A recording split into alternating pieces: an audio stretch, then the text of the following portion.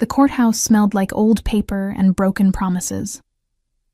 I sat on the wooden bench outside courtroom 3B, my fingers trembling as they traced the edges of the divorce papers for the 100th time. The hallway echoed with footsteps. Lawyers in expensive shoes, couples avoiding eye contact, lives unraveling in triplicate. Mine was just another file in the stack. Another marriage dissolved before it ever really began. Sign here, initial here, date here.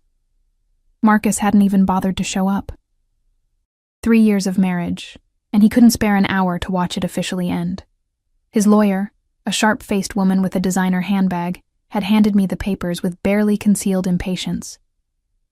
"Mr. Chen is occupied with important business matters," she'd said, as if I didn't know exactly what that meant, as if I hadn't spent countless nights alone while he worked late with her.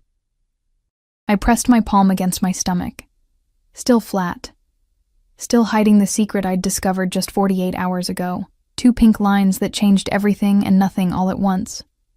The pregnancy test was buried at the bottom of my purse, wrapped in tissues like contraband. I hadn't told anyone. Couldn't tell anyone. Not when Marcus had made it crystal clear he wanted out. Wanted her. Wanted the life I could never give him. A baby would just be another chain. Another obligation he'd resent. Better to sign. Better to disappear. Better to raise this child alone than watch the father wish we didn't exist. "Ms. Rivers?" The bailiff's voice cut through my thoughts. "They're ready for you." I stood on shaking legs, the papers clutched against my chest like a shield. The fluorescent lights overhead flickered, once, twice, casting strange shadows across the marble floor. Somewhere down the hall, a door slammed. A man's voice, low and commanding, spoke in rapid Italian. I caught fragments. Traditore, pagherà. Traitor. Payment. I didn't speak Italian, but I'd heard enough from the old woman who ran the cafe where I worked. Mrs. Antonelli loved her Sopranos reruns and her whispered gossip about the families that supposedly ran the city's underbelly. The courtroom door opened. The judge's clerk beckoned me inside. I took 3 steps forward and collided with someone, not someone. A wall. A wall of expensive fabric and cold authority that smelled like sandalwood and gunpowder, though later I'd convinced myself I imagined that last part. "I'm so sorry." I stumbled backward, the divorce papers scattering across the floor like autumn leaves. "I wasn't looking, Attenta." The word was soft, dangerous. A warning wrapped in silk. I looked up and up and up into the darkest eyes I'd ever seen. Black coffee. Midnight.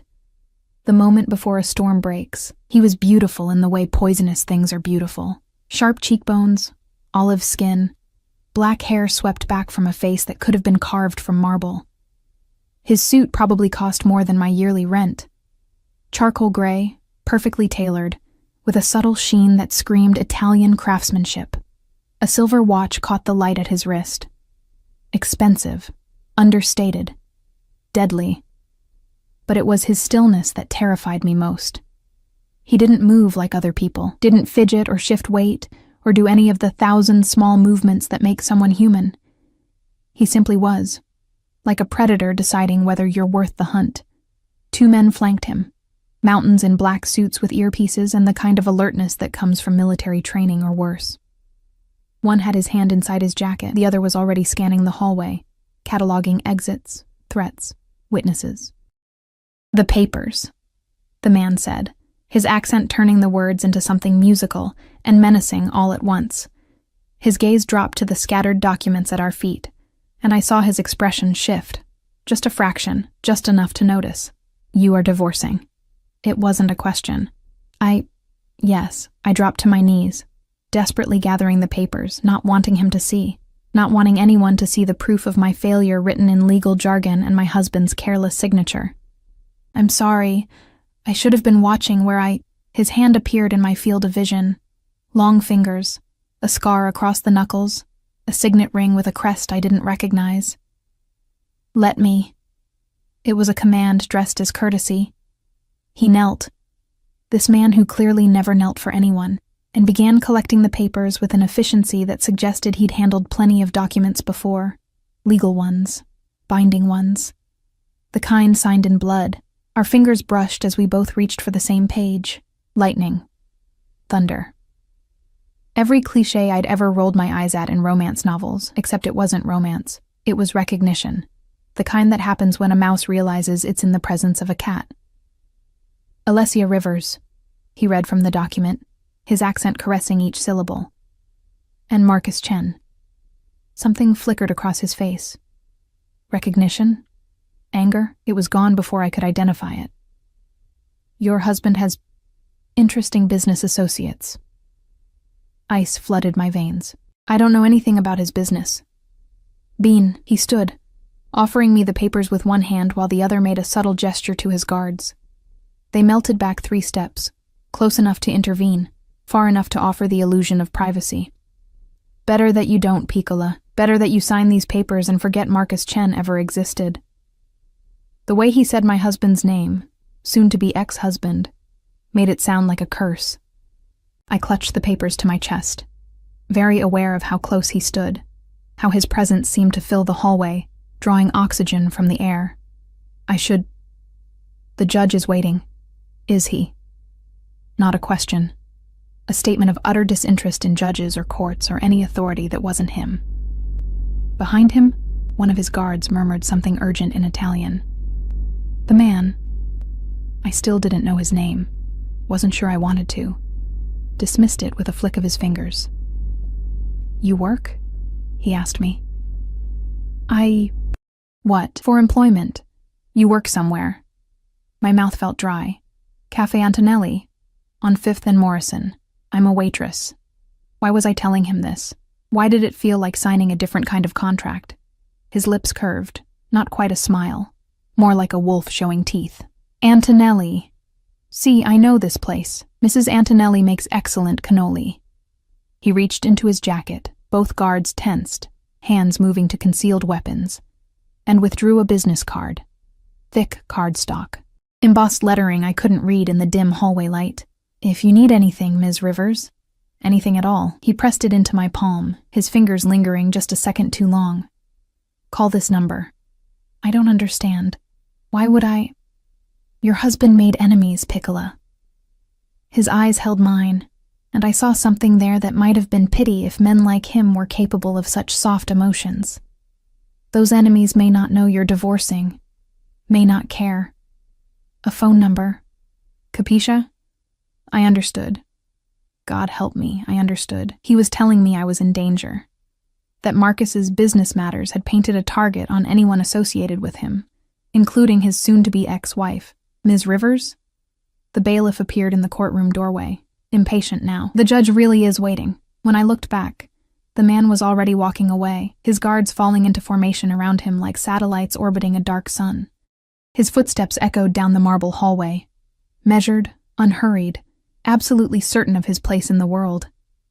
I stared at the business card, no name, just a phone number in embossed silver, and beneath it, a symbol, a crowned lion holding a sword. My hands were shaking as I walked into the courtroom.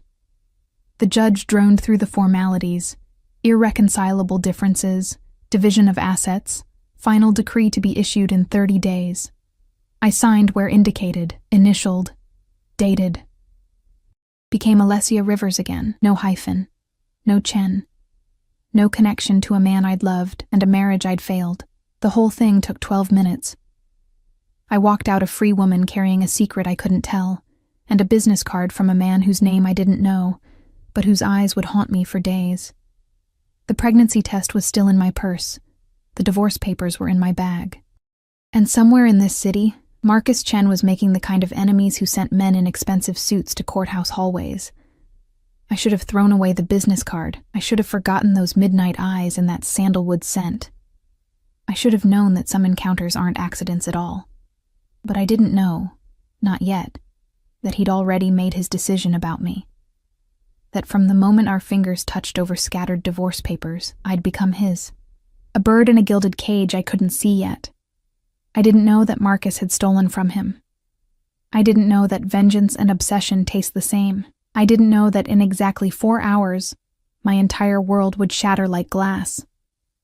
All I knew was that the courthouse steps felt too bright after the dim hallway, and the business card in my pocket burned like a brand against my skin.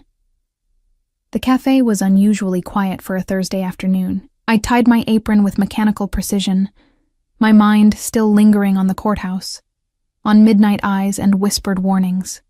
Mrs. Antonelli was in the kitchen, singing along to Dean Martin on her ancient radio, the smell of fresh espresso and baking biscotti wrapping around me like a familiar blanket. This place was my sanctuary.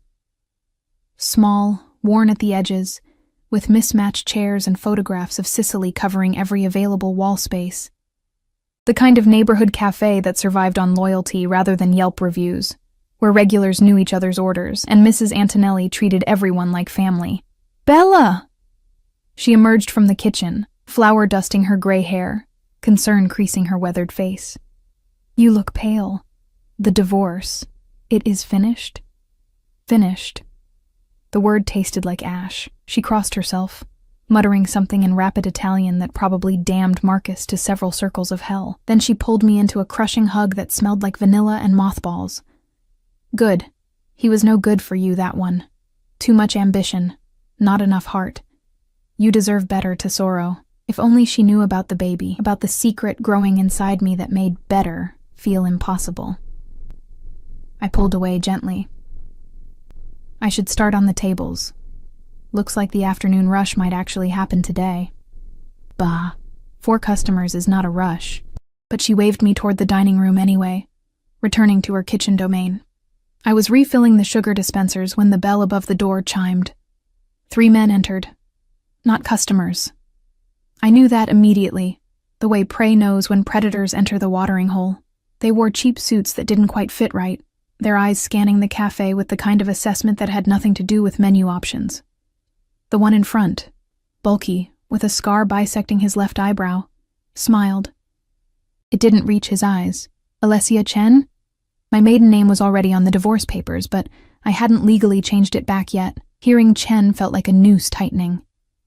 Rivers, I corrected, setting down the sugar dispenser with a hand that wanted to shake. "Can I help you?" "Your husband owes our employer money." Scarface moved closer, his companions fanning out to block the door and the kitchen entrance. Professional, practiced. A lot of money. Ex-husband, as of 2 hours ago. I straightened my spine, channeling a courage I didn't feel. "Whatever Marcus owes has nothing to do with me. See? That's where you're wrong, sweetheart." He leaned against the counter, invading my space with casual menace. "In our business, family is family. Debts pass along bloodlines. And until that divorce is final, really final, not just signed, you're still a Chen. 30 days. The judge had said 30 days until the decree was final. How much?" The words came out steadier than I felt. 300,000. He said it like someone ordering coffee. Plus interest. Plus the insult of him thinking he could steal from us and disappear with his little girlfriend. The room tilted. $300,000. I made maybe $25,000 a year, and that was with good tips. I don't have that kind of money. I work in a cafe. I live in a studio apartment. I drive a car that's held together with prayers and duct tape. Panic was rising now, constricting my throat. "Please, I didn't know anything about this. I didn't. Boss, don't care what you knew." Scarface straightened, and something in his posture shifted from threatening to dangerous. "He cares about getting paid, so here's what's gonna happen. You're gonna come with us? Make a phone call to hubby, tell him if he wants to see you alive, he brings the money. Simple." Not simple. Not simple at all, because Marcus wouldn't pay. I knew that with the same certainty I knew the sun would rise. He'd chosen his mistress over me, chosen money over honor, chosen himself over everything else. Why would he suddenly develop a conscience over my kidnapping? "Che cazzo!" Mrs. Antonelli's voice rang out from the kitchen doorway, and I'd never been so terrified to see someone I loved. She held a rolling pin like a weapon, her 4'11" frame radiating absolute fury. "You get out of my cafe. Out, before I call the police." "Mrs. Antonelli, please," I started. Scarface pulled a gun, just like that. Smooth, practiced. The black metal gleaming under the cafe's warm lights. Completely wrong in a place that smelled like cinnamon and coffee. "Put down the pin, Nona. We don't want to hurt anyone. Just need to have a conversation with Mrs. Chen here." Time stretched. I could hear my heartbeat, the drip of the espresso machine, Dean Martin crooning about Amore. Could feel the pregnancy test in my purse behind the counter, the business card in my apron pocket. If you need anything, Ms. Rivers, anything at all. Okay. My voice sounded far away. Okay, I'll come with you. Just don't hurt her. Please. She's just an old woman who makes cannoli. This has nothing to do with her. Alessia, no! Mrs. Antonelli's eyes were wide, terrified. Dio mio, child, don't... It's fine. I untied my apron with shaking hands, the business card transferring to my jeans pocket. I'll talk to them. Clear up the misunderstanding. It'll be fine. It wouldn't be fine. We all knew it. Scarface gestured toward the door with his gun. Smart girl. Let's go. I walked past Mrs. Antonelli, saw tears on her wrinkled cheeks, wanted to hug her one last time but knew they wouldn't let me. Call my sister. I whispered. Tell her I love her. The afternoon sunlight was too bright, too normal. People walked past on the sidewalk. A mother with a stroller, teenagers laughing, a businessman on his phone. None of them noticed the woman being herded into a black SUV with tinted windows. None of them saw the beginning of my nightmare. The interior smelled like cigarettes and something chemical I couldn't identify. They zip-tied my wrists, not tight enough to cut circulation, but secure enough to make escape impossible. One man drove. Scarface sat beside me. The third watched out the back window. Where are we going? My voice cracked. Warehouse. Neutral territory. Scarface was texting someone, his thumbs moving rapidly across the screen. Boss wants to handle this personally. Make an example, you know? Can't have people thinking they can steal from the Kozlov organization. Kozlov. Russian mob. Oh God. Marcus had stolen from the Russian mob. He won't pay, I said quietly. You should know that. Marcus won't pay ransom for me. We're divorced. He doesn't care. Then you better hope you're worth something to somebody else. He pocketed his phone, studying me with cold assessment. Pretty girl like you? There's always a market. Arabs pay good money for American girls. Lots of options. Bile rose in my throat. I pressed my bound hands against my stomach. Still flat, still hiding the tiny cluster of cells that would become a person. My child. Marcus's child, whether he knew it or not. I couldn't let them sell me. Couldn't let my baby be born into that horror. The SUV turned into an industrial district, buildings growing more dilapidated with each block. Graffiti-covered brick walls, broken windows gaped like missing teeth. This was where the city rotted, where people disappeared and no one asked questions.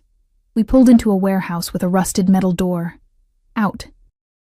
I stumbled from the SUV, my legs weak, my mind racing through impossible escape scenarios. The warehouse was vast and empty, just concrete floors and metal support beams and the echoing drip of water from a leaking roof. A single chair sat in the center, illuminated by a hanging work light. They pushed me toward it. Sit! Don't move. Don't scream. The boss will be here soon. I sat. The metal chair was cold through my jeans. Scarface made a phone call, speaking in rapid Russian. I caught Devishka and Chen, and what might have been an address. Then he hung up, and all three men settled in to wait, smoking cigarettes and watching me like I was livestock. Time became elastic. Could have been 10 minutes or an hour. My wrists ached from the zip ties. The baby. I couldn't stop thinking about the baby, about all the ways this could end badly. The business card felt like it was burning through my pocket. Call this number. But my phone was in my purse, back at the cafe. And even if I had it, how could I call? My hands were tied. I was surrounded. And what would I even say? Hello, mysterious stranger from the courthouse. I'm being held hostage by Russians because my ex-husband is an idiot. Can you help? Ridiculous. Except the way he'd said Marcus's name, the recognition in his eyes, the warning about enemies. He'd known. Somehow he'd known this was coming.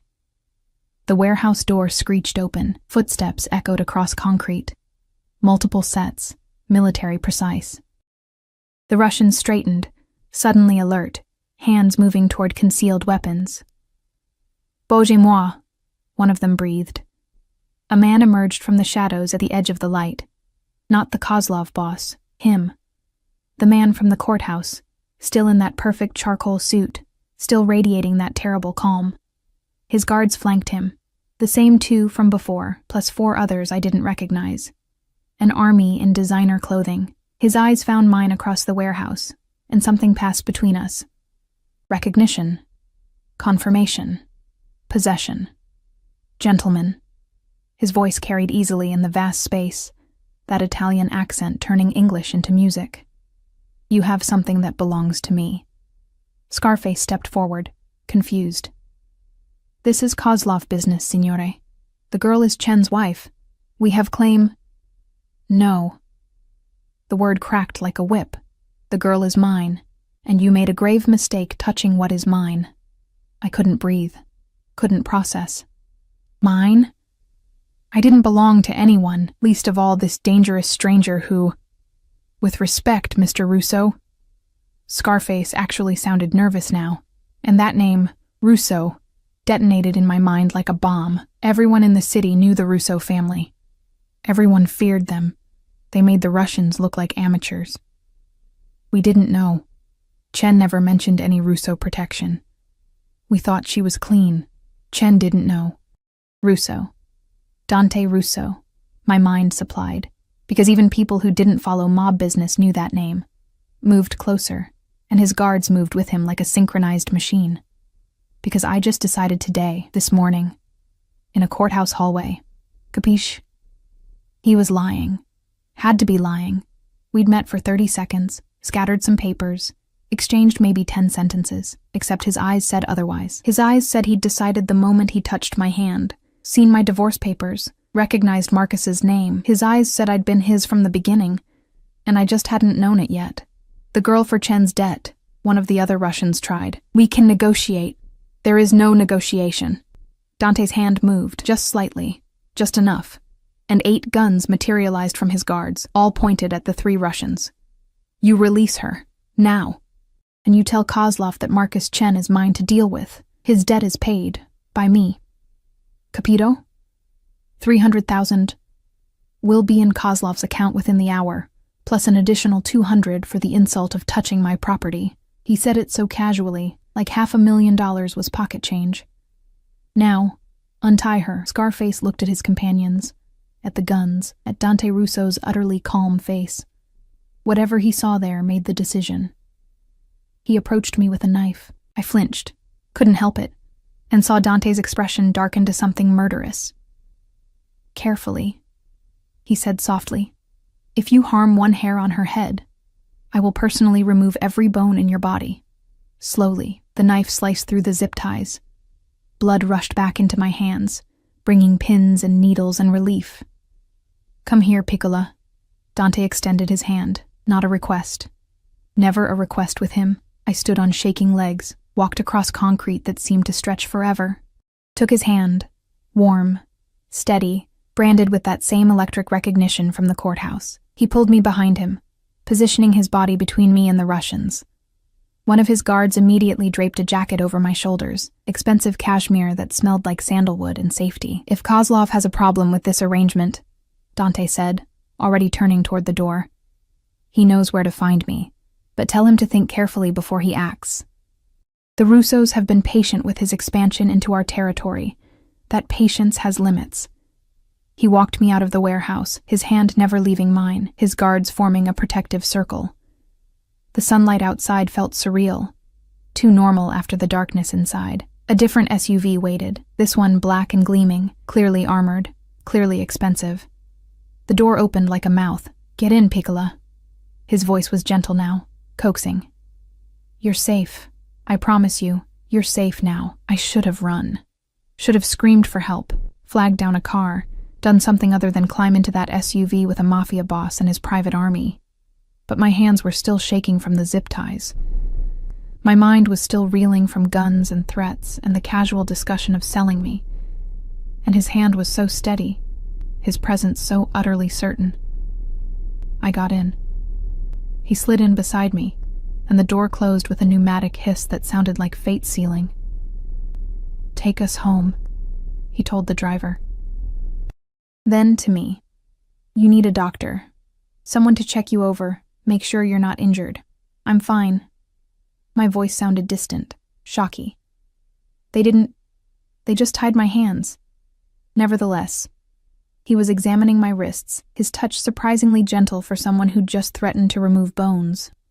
"You will see my personal physician, and then we will talk about Marcus Chen and the many ways he has earned his death." The SUV pulled away from the warehouse, from my brief captivity, from the last moment my life was remotely normal. I should have asked where we were going. Should have demanded to be taken home, or to the police, or literally anywhere but home with Dante Russo. But the business card was still in my pocket. The pregnancy test was somewhere back at the cafe. And I had the terrible, sinking feeling that I'd just traded one kind of prison for another. Only this cage was gilded. And the man who owned it was far more dangerous than Russians with guns. "Why?" I finally whispered. "Why did you pay my debt?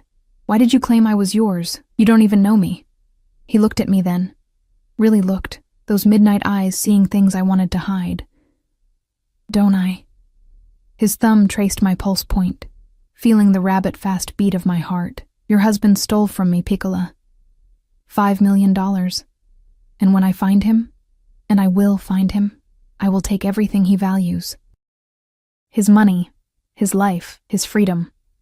He leaned closer, until I could feel his breath against my cheek. "But you, I'm keeping." Dante Russo's home wasn't a home. It was a fortress disguised as a palazzo. The SUV wound through increasingly exclusive neighborhoods, past mansions with iron gates and security cameras, until we reached an estate that made the others look modest. Stone walls topped with elegant spikes. Guards at the entrance who checked the vehicle's undercarriage with mirrors before waving us through. Manicured gardens that probably required a full-time staff. The house itself was 3 stories of Italian Renaissance architecture, all honey-colored stone and arched windows, with a fountain in the circular driveway depicting some mythological scene I didn't recognize. Wealth whispered from every corner, the kind that spanned generations rather than lottery wins. I pressed my hand against my stomach, a nervous habit I'd developed since seeing those 2 pink lines. This world, this gilded, dangerous world, was so far removed from my studio apartment with its peeling linoleum and temperamental heating. Where are we? Though I already knew, already understood. Home. Dante helped me from the SUV with the same careful courtesy he'd shown since the warehouse, as if I were made of glass. My home, where you will stay until I'm certain you're safe. I can't just stay in a stranger's house. We are not strangers, Piccola. He guided me toward the entrance, his hand on the small of my back, possessive, claiming. We became something more the moment you touched my hand, the moment I decided you were worth keeping. A woman waited at the door, mid-50s, steel gray hair pulled into a neat bun, wearing a black dress that screamed housekeeper, but with an air of authority that suggested she ran this palace with an iron fist. "Mr. Russo." She nodded crisply, then her gaze moved to me. Something softened in her expression. "And our guest." "Si, Alessia, this is Signora Marta. She manages the household." He switched to rapid Italian and I caught fragments. Camera, medico, protezione. Room, doctor, protection. Marta responded in kind, her eyes never leaving me with what might have been sympathy or pity. Hard to tell which was worse. The interior was somehow more overwhelming than the exterior. Marble floors covered with Persian rugs, a sweeping staircase with wrought iron railings, oil paintings in gilded frames, actual art, not prints, fresh flowers on tables that probably cost more than my monthly rent. This was power made tangible, legacy written in architecture and heirlooms. "The East Wing, I think," Dante was saying. "Away from business areas and post guards. No one enters without my permission." "Of course, signore." Marta gestured toward the staircase. "If you'll follow me, signorina, I'll show you to your rooms." Rooms, plural. I looked at Dante, suddenly desperate for some anchor in this surreal situation. What about Marcus? If he finds out I'm here, he won't. Dante's voice carried absolute certainty. And if he did, he would have to go through me. Through my men. Through walls that have stood for 150 years and survived 2 world wars. He touched my cheek. Just briefly. The gesture somehow more intimate than a kiss. You are under my protection now, Piccola. Nothing and no one will harm you. This I swear on my family's name. The Russo name, which apparently meant something, even to Russian mobsters with guns. I followed Marta up the staircase, my legs weak, my mind struggling to process everything that had happened in the past 6 hours. Divorce, courthouse encounter, kidnapping, rescue, and now this. Sanctuary or prison, I couldn't tell which. The east wing was quieter, removed from whatever business Dante conducted in other parts of the house.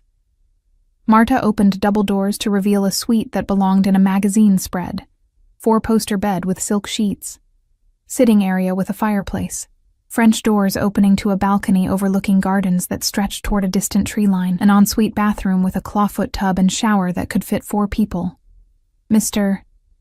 Russo asked that you make yourself comfortable, Marta said, her English accented but clear. There are clothes in the wardrobe, various sizes. We keep them for guests. Toiletries in the bathroom. If you need anything at all, use the phone. She pointed to an antique-looking device on the bedside table. Press 1 for me, 2 for kitchen, 3 for Mr. Russo. Thank you. My voice came out small, lost. She paused in the doorway, studying me with those sharp eyes. He is not a gentleman, our Mr. Russo, but he is honorable in his way. If he says you are protected, you are protected. Capisce? I nodded, not trusting my voice. When she left, I sank onto the bed, so soft I nearly disappeared, and finally let myself shake, really shake. The kind of full-body tremors that come after adrenaline fades and reality sets in. I'd been kidnapped by Russian mobsters because Marcus had stolen money, not just from anyone, but from Dante Russo, $5 million. The number was so absurd it felt fictional. And Dante had paid my ransom, $500,000, just like that. Plus whatever he'd owed the Russians. For me, a waitress he'd met once in a courthouse hallway. You are mine. The words echoed in my head, terrifying and thrilling in equal measure. I pulled out my phone. They'd given me my purse back at some point, though I barely remembered, and saw 17 missed calls, Mrs. Antonelli, my sister Emma, 2 unknown numbers that might have been Marcus, or might have been more threats. I called Emma first. Alessia. She nearly screamed it. Oh my God, where are you? Mrs. Antonelli called hysterical, said men took you, said she tried to stop them, but they had guns. Are you okay? Are you hurt? I'm calling the police right now. Em, slow down. I pressed my fingers to my temple, fighting back tears. I'm okay. I'm safe. I'm somewhere safe. Where? I'm coming to get you. No, too sharp. I softened my tone. No, you can't. It's complicated. Marcus, he got involved with dangerous people, owed them money. They thought I could help them get it, that bastard. Emma's voice turned vicious. I never liked him. Never. And now he's putting you in danger? I'm going to kill him myself. The debt's been paid. Someone paid it for me. I'm staying with him until everything calms down. Not quite a lie. Not quite the truth. Him who? Alessia, you're not making sense. How could I explain Dante Russo to my sister, the kindergarten teacher who thought jaywalking was edgy, who'd never even gotten a speeding ticket? A family friend, the lie tasted wrong, of the Antonellis. He has connections. He's making sure I'm safe while Marcus is dealt with. Dealt with how? I don't know, and I don't want to know. That, at least, was true. Em, I need you to do something for me. Go to my apartment. In the bathroom, under the sink, there's something I need you to get. The pregnancy test. I couldn't leave it there for landlords or police or whoever might search my place. What is it? Just a personal item. Please. And don't look at it. Just bring it to me. I'll text you an address where we can meet. A lie. I had no idea if Dante would let me leave, even to meet my sister. Alessia, you're scaring me. I'm scared too, I whispered. But I'm safe. That's what matters. Just give me a few days to figure this out, okay? We talked for a few more minutes before she reluctantly agreed. When I hung up, I felt more alone than ever. A soft knock interrupted my spiraling thoughts. Signorina? Marta's voice. Dr. Castellano is here. The doctor was a small, neat man with wire-rimmed glasses and the gentle manner of someone used to dealing with trauma victims. He examined me thoroughly, checking my wrists, my vitals, asking questions about pain or dizziness or nausea. That last one made me freeze. Nausea? He repeated, noticing my reaction. You have been experiencing this? Morning sickness. Probably just stress. I see. His expression remained professionally neutral. And when was your last menstrual period? My throat closed. 6 weeks ago, maybe 7. Would you like me to confirm pregnancy? With your permission, of course. I wanted to say no. Wanted to keep the secret a little longer, in this strange liminal space where only I knew. But the doctor was already here, already trusted by Dante. And eventually, everyone would know anyway. Yes, I whispered. Please. The test was quick, clinical. The opposite of the panic-stricken home test I'd taken 2 days ago in my bathroom at 3 a.m. Congratulations, Ms. Rivers. Dr. Castellano smiled gently. You are indeed pregnant. Approximately 7 weeks, based on your dates. I can schedule you for a proper ultrasound if you'd like. The world tilted. Hearing it confirmed by a medical professional made it real in a way the pink lines hadn't. I was going to have a baby. Marcus's baby. While hiding in a Mafia Bosses mansion because my ex-husband had stolen $5 million. Does Mr. Russo need to know? I asked quietly. The doctor paused, choosing his words carefully. My oath requires me to keep patient information confidential unless there is imminent danger. But Ms. Rivers, Mr. Russo values honesty. And he protects what he considers his. If you are carrying a child, he will want to ensure both of you receive the best care. It's not his baby. No. He packed away his equipment, but you are his guest, under his protection. That makes the child his concern, whether biologically related or not. I strongly suggest you tell him yourself, before he discovers it another way. After he left, I stood on the balcony, breathing in air that smelled like jasmine and money. The gardens stretched endlessly, beautiful and imprisoning all at once. My hand found my stomach again. I don't know what I'm doing, I told the tiny cluster of cells. I don't know how to keep us safe, or what comes next, or if your father even deserves to know about you. The French doors opened behind me. I didn't have to turn to know it was him. Could feel his presence like a change in air pressure. The doctor says you are healthy. Dante joined me at the railing, maintaining a careful distance, but that you should rest.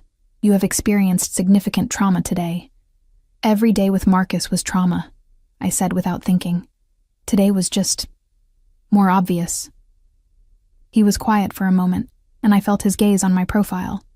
Studying, calculating. Why did you marry him? The question surprised me. Love. Or what I thought was love. He was charming, ambitious. Said he wanted to build a life together. I laughed bitterly. Turns out he just wanted someone to come home to while he built a life with someone else. Stupido. The word was soft, but vicious. To have you and choose another. To have loyalty and choose betrayal. His hand covered mine on the railing. I do not make such mistakes, Piccola. When I choose something, I keep it. There it was again. That possessive certainty that should terrify me but instead felt like the only solid thing in a shifting world. You don't know me, I protested weakly. You don't know if I'm worth keeping. I know you signed divorce papers rather than cling to a man who did not deserve you. His thumb traced circles on my knuckles. I know you apologized for bumping into me when most people cannot meet my eyes. I know you tried to protect that old woman in the cafe, even knowing it was futile. I know you are brave and kind and utterly wasted on men who cannot see your value. My breath caught. That's not knowing me. That's observing me. See. He turned me to face him, his hands framing my face with unexpected gentleness. "And I will observe everything about you, Piccola. Learn every thought, every fear, every dream you have hidden away. I will know you better than you know yourself. And when I am done, you will understand why I chose to keep you. I'm not a possession. No." His eyes burned into mine. "You are so much more than that. You are the rarest thing in my world. Something pure. Something uncorrupted by the violence and greed that surrounds me, and I will do whatever necessary to keep you that way. Even if I want to leave," his jaw tightened. "You do not want to leave. Not yet. You are frightened and overwhelmed, see, but you are also curious, also drawn to me, the same way I am drawn to you." His thumb brushed my lower lip. "Deny it if you wish. Lie to yourself. But your body knows the truth, and God help me. He was right." My heart raced when he touched me. My skin warmed under his gaze. Every instinct screamed danger, but beneath that was something darker. Something that wanted to lean into his strength, let him shoulder the weight of protecting me. Something that whispered, "Surrender." "I should tell you something," I heard myself say. About me. About my situation." Interest sharpened his expression. "Tell me," the words caught in my throat. How did I tell a mafia boss, a man who'd just claimed ownership of me, that I was carrying another man's child, that the debt he'd paid, the woman he'd chosen to keep, came with complications he couldn't have anticipated? A phone rang, harsh and insistent. Dante pulled back, frustration flashing across his face. He checked the screen, and something shifted in his expression. "I must take this. Business that cannot wait." He touched my cheek one last time. "Rest, Piccola. We will talk more at dinner, and you will tell me whatever weighs so heavily on your mind." He left, and I sagged against the railing, heart pounding. Dinner. I had until dinner to figure out how to tell Dante Russo I was pregnant with my ex-husband's baby, the man who'd stolen $5 million from him, the man Dante had promised to destroy. I pressed both hands to my stomach, as if I could protect this tiny secret just a little bit longer. But secrets in this house, in this life, felt impossible to keep, and when Dante discovered the truth, I had no idea if his protection would extend to a child fathered by his enemy, or if I'd just doomed us both. Dinner was served in a dining room that could seat 20 but held only 2. Marta had delivered a dress to my room an hour before, deep emerald silk that fit perfectly, though I had no idea how they'd guessed my size. It draped elegantly, cinched at the waist, and made me look like someone who belonged in this world of crystal chandeliers and ancestral portraits. I didn't belong. The dress was just another beautiful lie. Dante was already seated when I entered, though he stood immediately. Old-world manners from a man who'd threatened to remove someone's bones that afternoon. He'd changed into a black shirt, no tie, the top buttons undone to reveal a glimpse of olive skin and what looked like the edge of a tattoo. Bellissima. His eyes traveled over me with an intensity that made my skin flush. "The dress suits you. It's beautiful. Thank you." I took the seat he held out, hyper-aware of his proximity as he pushed it in. "Though I'm not sure why you have women's clothing in various sizes just lying around." A slight smile. "My mother visits occasionally, my sister. Sometimes business associates bring wives or daughters who need accommodations." He returned to his seat. "And sometimes I rescue women from warehouses and discover I am unprepared for their arrival." Marta appeared with the first course, some kind of soup that smelled divine. Then she vanished like smoke, leaving us alone in the vast room. "This is too much," I said quietly. "The room, the clothes, the doctor, paying my debt. I can't repay you. I work in a cafe. I'll never have that kind of money. I do not want your money, Piccola."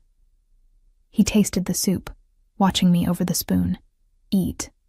You are too pale." "Then what do you want?" The question came out more forcefully than intended. "You keep saying I'm yours, that you're keeping me, but you haven't explained why. What does that even mean?" He set down his spoon with careful precision.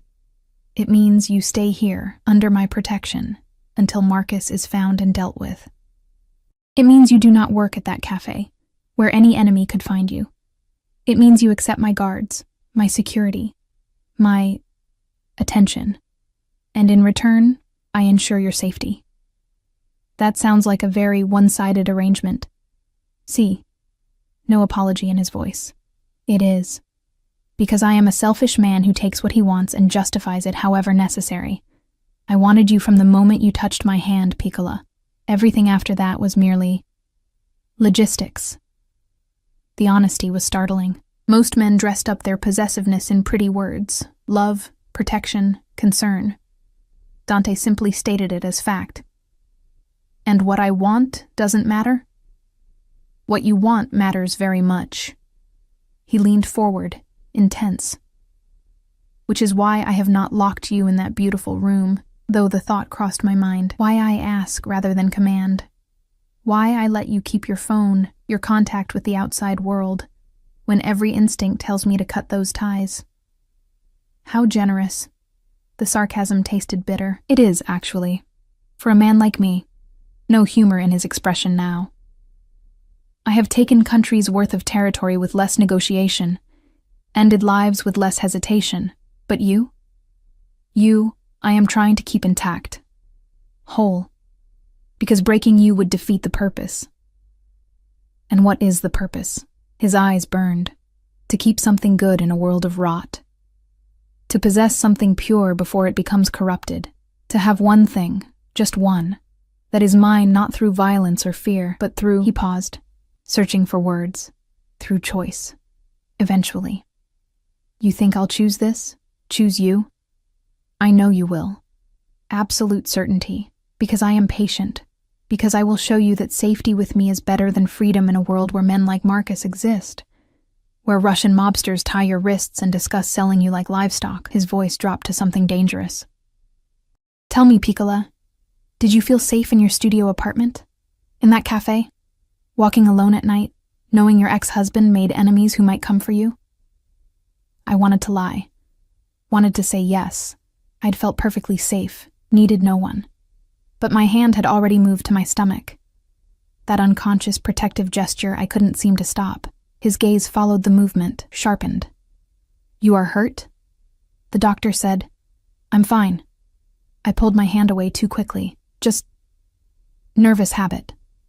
You do it often. Touch your stomach. He was studying me now with that predator's focus. When you are stressed or frightened, I noticed in the warehouse, in the car. Just now, when I asked if you felt safe. My heart hammered. I told you it's just a habit. Piccola. He set down his wine glass. I have built an empire on reading people, on seeing what they do not say, and you are hiding something, not a question, a statement. This was it. The moment I'd been dreading since Dr. Castellano confirmed what I already knew. I could lie, could deflect, could keep this secret buried a little longer. But Dante was right. He would find out eventually, and finding out I'd lied would be so much worse than hearing the truth now. I'm pregnant. The words fell between us like stones. 7 weeks. It's Marcus's. And before you ask, no, he doesn't know. No one knows except the doctor and now you. Silence stretched. The kind of terrible, heavy silence that precedes storms. Dante's expression had gone completely blank. Not angry, not disgusted, just empty. The mask he probably wore when ordering executions or conducting business that required emotional distance. Pregnant. He repeated the word like he was testing its weight. With Chen's child. Yes. My hands clenched in my lap. I found out 2 days ago. Took the test the night before I signed the divorce papers. I was going to tell him, but then I realized— My voice cracked. He was leaving anyway. For her. A baby would just be another obligation he didn't want. So you hid it. So I hid it, I confirmed. Signed the papers. Decided to raise the baby alone. It's not ideal, but I have my sister, and Mrs. Antonelli, and I'd figure it out somehow. I met his eyes, refusing to look away. And then you paid $500,000 for me. Brought me to your fortress, claimed I was yours. So now I'm telling you, you didn't just acquire me. You acquired a pregnant woman carrying your enemy's child. And if that changes things, if you want me to leave— No. The word cracked like a whip. He stood abruptly, the chair scraping against marble. "You do not leave. Not now, not ever." He circled the table with that predatory grace. Stopping beside my chair, I had to tilt my head back to meet his eyes. "Stand up." My legs obeyed before my brain caught up. His hands framed my face, tilting it up to his. "You carry a child. Chen's child, see, but also yours. Part of you. And that makes the baby mine as well, capiche?" "That doesn't make sense." "It makes perfect sense." His thumb stroked my cheekbones with unexpected gentleness. "You are mine, Piccola. Therefore everything about you is mine. Your safety, your future, your child. All of it falls under my protection now. You can't just claim someone else's baby. Watch me." No arrogance in the statement, just fact. "Marcus Chen forfeited all rights the moment he betrayed you, the moment he stole from me, the moment he made you vulnerable to men who would have hurt you and the child you carry." His voice dropped to something almost tender. "He does not deserve to know about this baby, does not deserve the gift of your love, your loyalty, your body creating life." Tears burned my eyes. "I'm terrified," I whispered. "I don't know how to be a mother. Don't know if I can do this alone." "You are not alone." He pulled me against his chest, one hand cradling the back of my head, the other splaying across my lower back. "Never again, Piccola. You have me now. My resources, my protection, my family. I shouldn't have felt safe, shouldn't have relaxed into the embrace of a man who'd bought my freedom like it was nothing, who spoke of ownership and possession without apology. But God help me. I did feel safe. For the first time since seeing those pink lines, since signing those divorce papers, since Marcus had chosen her over me, I felt like maybe, just maybe, everything would be okay. "What about Marcus?" I asked into his shirt. "When you find him, he will pay for what he stole, what he did to you. But the baby..." Dante pulled back enough to meet my eyes. "The child is innocent, blameless, and will be raised as mine if you allow it." My breath caught. "Yours?" "See." No hesitation. "Let Chen rot in whatever hole I bury him in. Let him die never knowing he fathered a child. This baby will have my name, my protection, my legacy. Will grow up knowing a father who chose them, rather than one who abandoned them." It was insane. Completely, utterly insane. And also the most romantic thing anyone had ever said to me. "You don't have to do that," I managed. That's too much." "I do what I want, Piccola, and I want this. Want you. Want the family you will build with me, whether biology agrees or not." His hand moved to my stomach, covering where mine had been earlier. "This child will be a Russo, mine in every way that matters. We barely know each other. Then we will learn." He guided me back to my chair, but instead of returning to his seat, he knelt beside me. Actually knelt. This powerful man who probably hadn't knelt for anyone since he was a child. "I am not a good man, Alessia. I have done terrible things. Will do more terrible things before I die. But I swear to you, on my family's name, on my mother's grave, I will be good to you, to this child. You will want for nothing, fear nothing. And anyone who threatens you will learn why the Russo name carries weight in this city." I believed him. That was the terrifying part. I absolutely believed every word. "I need time," I said quietly, "to process all of this. The pregnancy, Marcus, you, everything. It's too much too fast. You have time." He stood, pressed a kiss to my forehead that felt like a brand. "All the time you need, but you take it here, under my roof, where I can keep you safe." We finished dinner in strange silence. Not uncomfortable, but charged with everything unsaid. He asked about the baby, about how I was feeling, if I'd experienced morning sickness or fatigue. Practical questions that felt surreal coming from a mafia boss. After dinner, he walked me back to my room, his hand on the small of my back the entire way. "Sleep well, Piccola." He paused at my door. "If you need anything at all, use the phone. I will come, even at 3 in the morning, especially at 3 in the morning."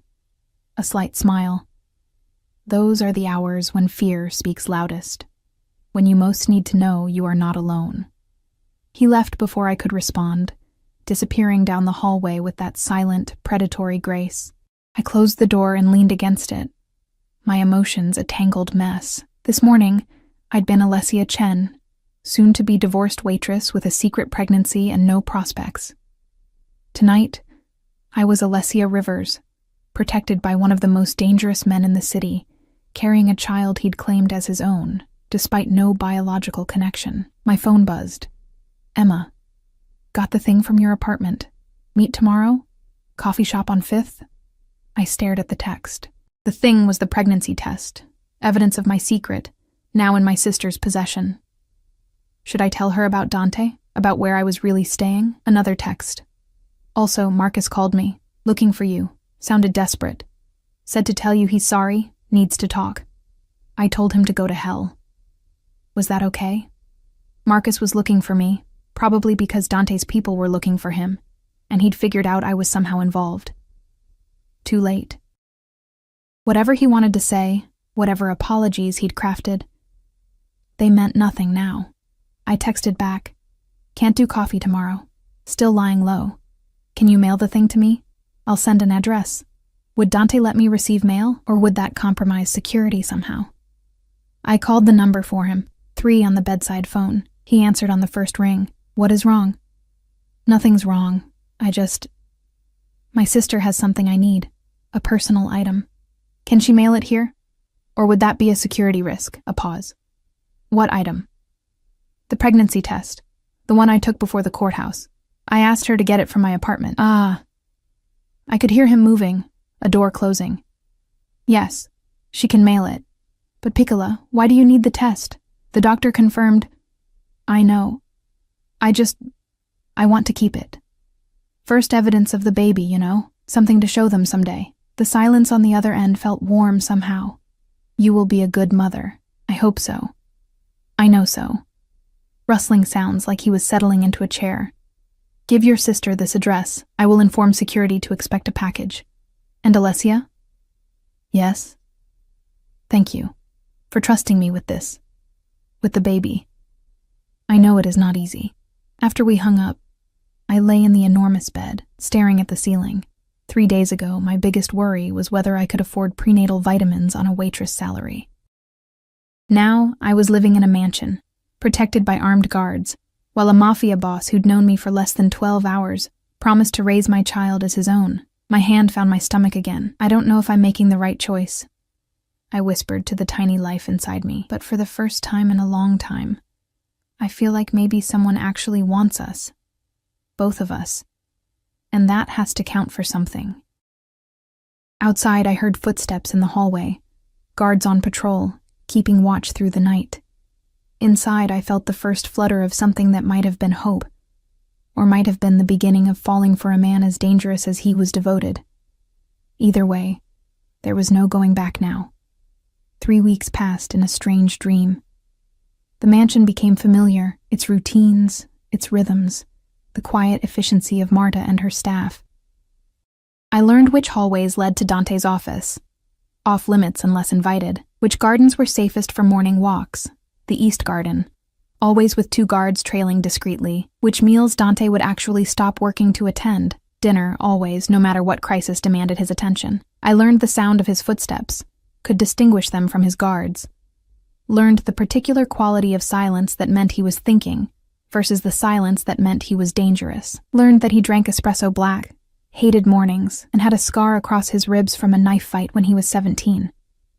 And he learned me with the same focused intensity he probably applied to hostile takeovers. He knew I liked my coffee with too much cream, that I woke at 3 a.m. with anxiety spiraling, and he'd appear at my door within minutes. Never asked how he knew, just settled into the armchair by my bed and talked until sleep found me again. That I craved citrus and ginger tea, couldn't stand the smell of red meat anymore, and cried at insurance commercials, because the hormones were making me insane. It's normal, Dr. Castellano assured me during my second visit. He came to the house now, another thing Dante had arranged without asking. First trimester emotions are intense, and given your circumstances, some anxiety is expected. My circumstances. Divorced, pregnant, living with a mafia boss while my ex-husband had vanished into whatever hole desperate thieves hide in. Emma had visited twice, escorted by Dante's men to ensure she wasn't followed. She'd been predictably horrified by the mansion, the guards, the entire situation. "Alessia, this is insane," she'd hissed during her first visit, in the garden where we could speak privately. "You're living with a mobster, an actual criminal. What are you thinking?" "I'm thinking he's kept me safer than Marcus ever did," I'd replied quietly. "I'm thinking when I told him about the baby, he didn't run, didn't make excuses, just accepted it, claimed it as his. It's not his baby. I know." I'd pressed my hand to my stomach, 12 weeks now, just starting to show a slight curve. "But he doesn't care. Says the baby is mine, therefore his. And when was the last time someone chose me? Really chose me, knowing all my messy complications?" She'd softened then, seeing something in my face that made her hug me fiercely. "Just be careful. Please. Men like that, they're dangerous." "I know," I'd whispered into her shoulder, "but so is being alone. Now, 3 weeks in, I was getting ready for something Dante called family dinner. His mother and sister were visiting from New York, wanted to meet me. The woman he'd claimed so publicly that apparently the entire East Coast underworld knew about it. "You do not have to do this," Dante said, watching me pace his office in the black dress Marta had selected. Simple, elegant, appropriate for meeting the family of a man I wasn't actually dating. "I can make excuses. No." I stopped pacing. "If I'm staying here, if we're doing this, whatever this is, I should meet your family. This," he said carefully, "is you under my protection. You do not owe my mother dinner conversation." But we both knew it was more than that now.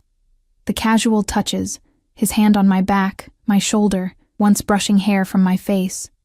The way he sought me out between meetings, as if checking I was still real. The night I'd had cramps. Normal, the doctor said, but terrifying. And he'd stayed with me until dawn. His hand on my stomach like he could will the baby to be okay through sheer force of presence. We hadn't kissed. Hadn't crossed that line. But the line was getting thinner every day. "Your mother knows about the baby?" I asked. "See." He stood from his desk, crossing to where I'd stopped by the window. "I do not keep secrets from my family. She knows you are pregnant with another man's child. Knows I have claimed you both anyway. And she's okay with that?" A slight smile. "She thinks I am insane, but she also thinks any woman who can make me this unsettled deserves a chance. I make you unsettled? Terribilmente." He touched my face, that gesture becoming familiar now. "You undo me, Piccola. Make me want things I thought I had no use for. Family, permanence, a child's laughter in halls that have only known business and blood." My breath caught. "Dante, I know you are not ready to hear this. Not ready to accept what is happening between us." His thumb traced my lower lip, "But I am a patient man when it matters. And you, Alessia, you matter more than anything." The dinner bell rang. Marta's way of announcing guests had arrived. Dante offered his arm. "Ready to meet the infamous Isabella Russo?" "No," I admitted, "but let's do it anyway." Isabella Russo was 70, silver-haired, and absolutely terrifying. She swept into the dining room like a queen inspecting her domain, sharp eyes taking in everything. The table settings, the flowers, me standing beside her son with his hand possessively on my lower back. "Mama." Dante kissed both her cheeks, genuine warmth in his voice. "You look well." "I look old." She swatted him affectionately, then turned those dark eyes, so like her son's, on me. "And you are the girl who has my son acting like a lovesick fool." I'm Alessia." I extended my hand, which she ignored in favor of pulling me into a hug that smelled like lavender and power. "You are too skinny," she declared, stepping back to examine me. "And too pale." "Dante, is she eating? She should be eating more. Especially now." "She eats, Mama. The pregnancy makes her nauseous. Bah. Ginger tea, crackers. Small meals throughout the day." Isabella took my arm, steering me toward the table. When I carried Dante, I could not stand the smell of garlic for months. Months. His father thought I had lost my mind. Dante's sister, Gianna, was younger. mid-30s, with her brother's sharp intelligence but a warmer demeanor. She hugged me carefully, like I might break. "Don't let Mama intimidate you," she whispered. "She acts tough, but she's already planning the nursery." Dinner was surreal. Isabella asked pointed questions about my family, my education, my plans for the baby. Not cruel questions, but the kind a mother asks when vetting a potential daughter-in-law, which I wasn't. Couldn't be. "Could I? Your ex-husband," Isabella said over the third course. "He has not been found?" Dante's expression darkened. "Not yet. But he will be. And when he is, he pays for what he stole, what he did." Dante's hand found mine under the table, squeezed. "But Alessia and the baby remain protected. That does not change." Isabella studied us both with those shrewd eyes. "You care for my son?" The question caught me off guard.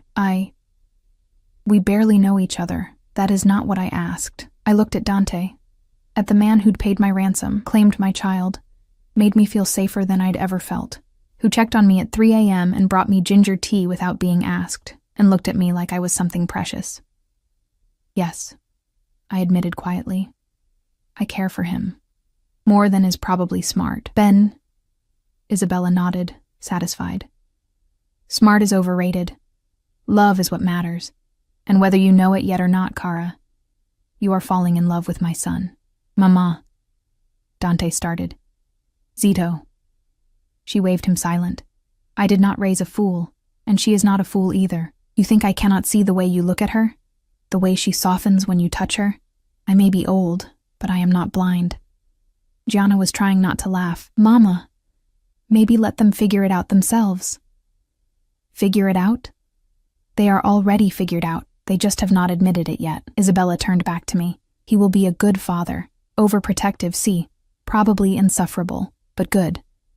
And any child raised with Russo love will want for nothing." Tears burned my eyes. Hormones again, or maybe just the overwhelming relief of being accepted, of someone looking at my complicated situation and not seeing a problem, but a family. After dinner, we moved to a sitting room where Gianna showed me photos of Dante as a child, gap-toothed and serious even then, always standing protectively in front of his younger sister.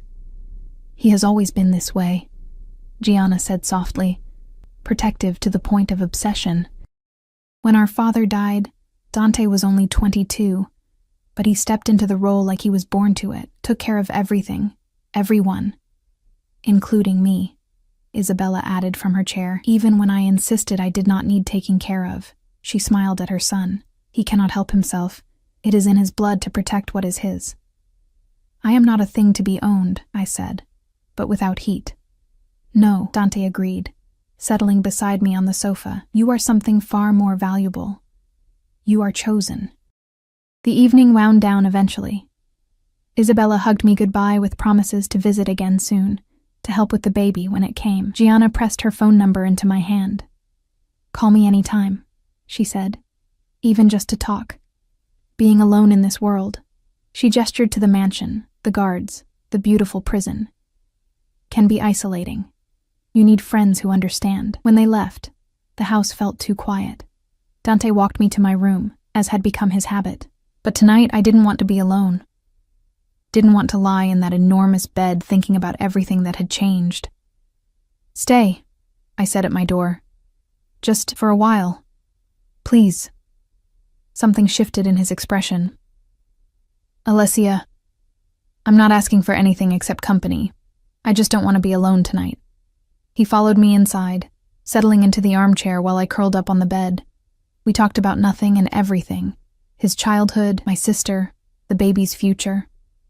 He told me about his father, who'd built the Russo empire from nothing. I told him about my mother, who died when I was young, leaving Emma and me to raise each other. "You are stronger than you think," he said quietly. "Losing your mother, surviving Marcus, facing motherhood alone, that takes courage. I'm not alone anymore. No." He moved to the bed, sitting on the edge. "You are not. You will never be alone again, Piccola. I swear it." The words hung between us, heavy with promise. I reached for his hand, threading our fingers together. "Your mother thinks I'm falling in love with you. My mother is very wise and presumptuous. but I couldn't deny it. Couldn't pretend I hadn't been falling for weeks now. Slowly, inevitably, like water finding its level. This is crazy. We've known each other less than a month. Time is irrelevant. His free hand cupped my face.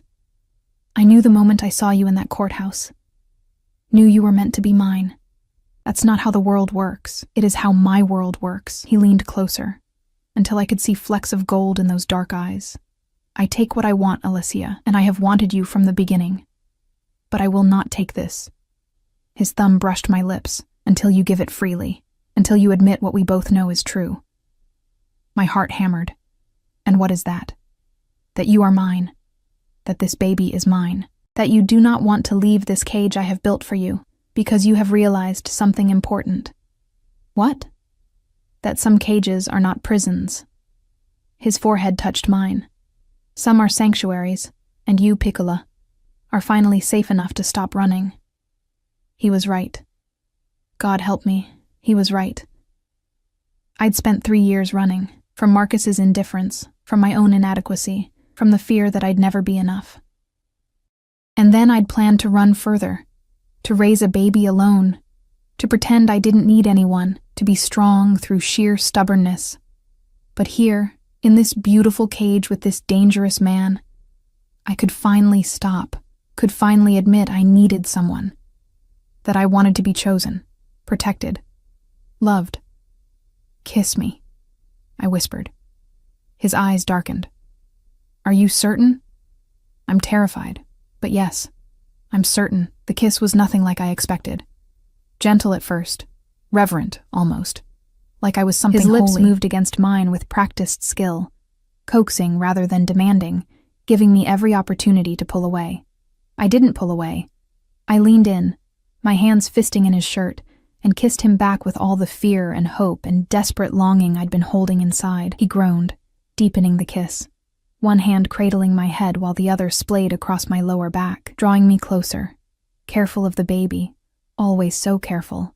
When we finally broke apart, both breathing hard, his eyes burned with possession and something softer. Ti amo, he whispered against my lips. From the moment I saw you, Piccola, I love you.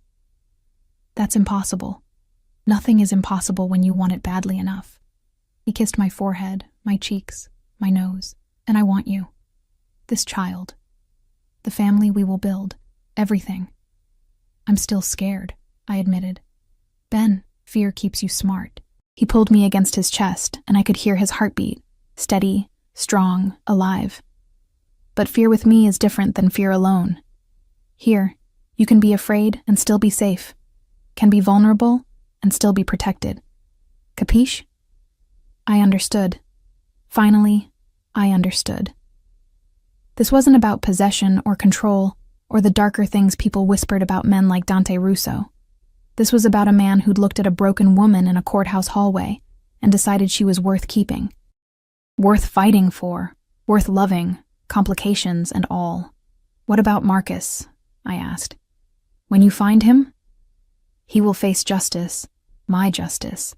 Dante's voice hardened. But you do not need to know the details. Do not need to carry that weight. Will you kill him? A pause. Would it bother you if I did? I thought about Marcus.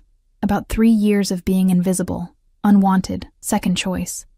About the baby growing inside me that he'd never know existed. No, I said honestly. He stopped being my concern the moment he chose someone else. Good. Dante kissed my hair. Because he signed his death warrant the moment he put you in danger. Made you vulnerable. And I do not forgive such things. We stayed like that for hours. Talking, kissing, planning a future that seemed impossible but felt inevitable.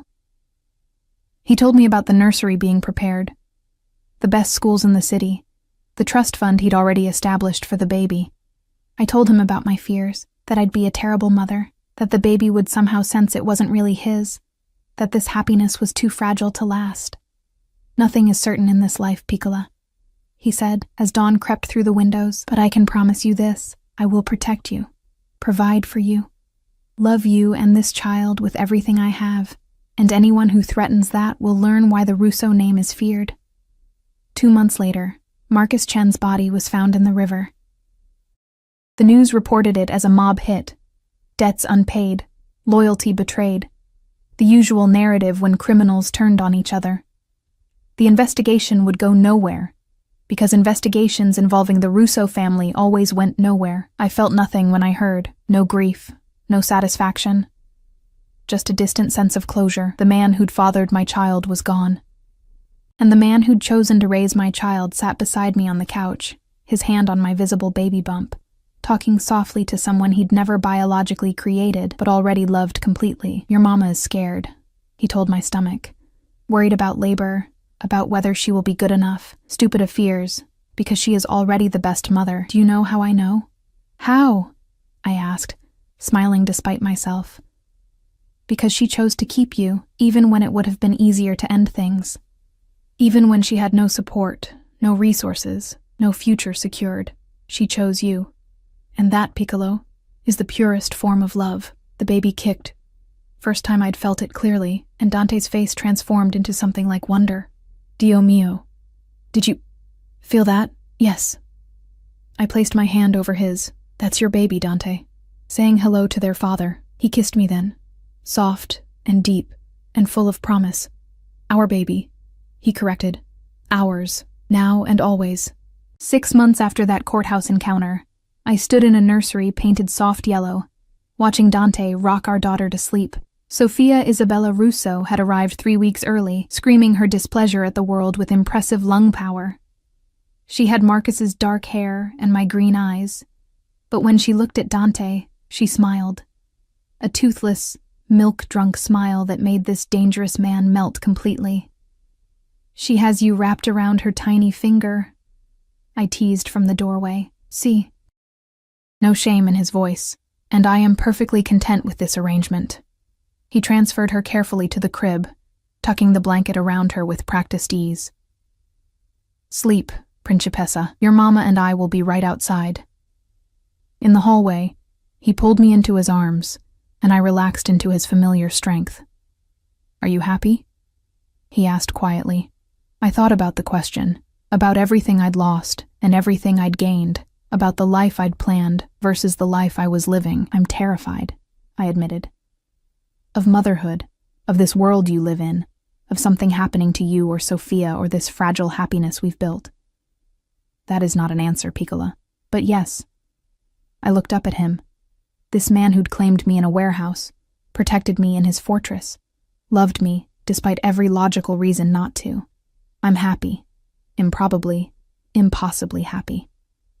Ben. He kissed my forehead. Because you are mine, Alessia Russo. You and Sophia both. And I protect what is mine with everything I am. Russo. I'd taken his name last month, a quiet courthouse ceremony. Nothing like my first wedding. Just Dante, me, Emma, Isabella, and Gianna, a judge who didn't ask questions and didn't care about the timeline. Alessia Russo. The name of a woman who'd learned that sometimes safety looks like danger, that protection can feel like possession, that the most dangerous men can also be the most devoted fathers, that love doesn't follow rules or timelines or logic. It just is. Take me to bed. I whispered against his chest. I want to fall asleep in your arms. Sempre. He promised. Always. For the rest of our lives, Piccola, you will never sleep alone again. And he kept that promise.